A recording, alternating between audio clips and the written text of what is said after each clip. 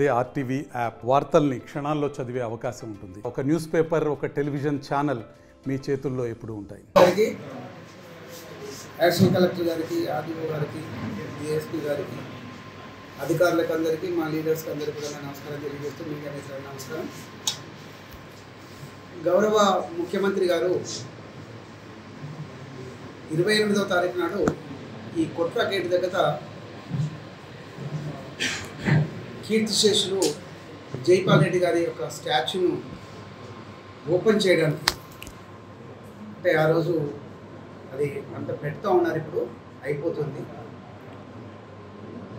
మరి 28వ తారీఖు నాడు ఆదివారం అవుతుంది. ఆ రోజు 3:30 ప్రాంతంలో మరి ఇక్కడికి ఇచ్చేస్తూ ఉన్నారు.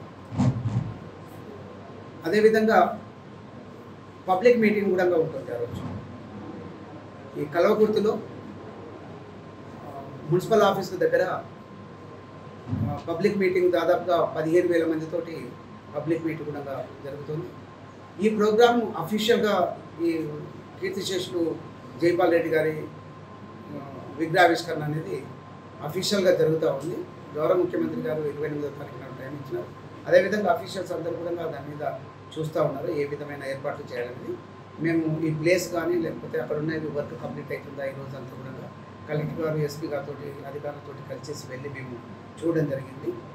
సో ఇక్కడ ఉన్నటువంటి కల్వకుర్తిలో ఉన్నటువంటి ప్రజానీకానికి, అభిమానులకు, జైపాల్ రెడ్డి గారి అభిమానులకు, అదేవిధంగా గౌరవ ముఖ్యమంత్రి రేవంత్ రెడ్డి గారి అభిమానులకు మరిన్ని వీడియోస్ కోసం ఛానల్ ని సబ్స్క్రైబ్ చేయండి. లేటెస్ట్ అప్డేట్స్ కోసం వాట్సాప్ ఛానల్ ని ఫాలో చేయండి. అండ్ లింక్ డిస్క్రిప్షన్ లో ఉంది.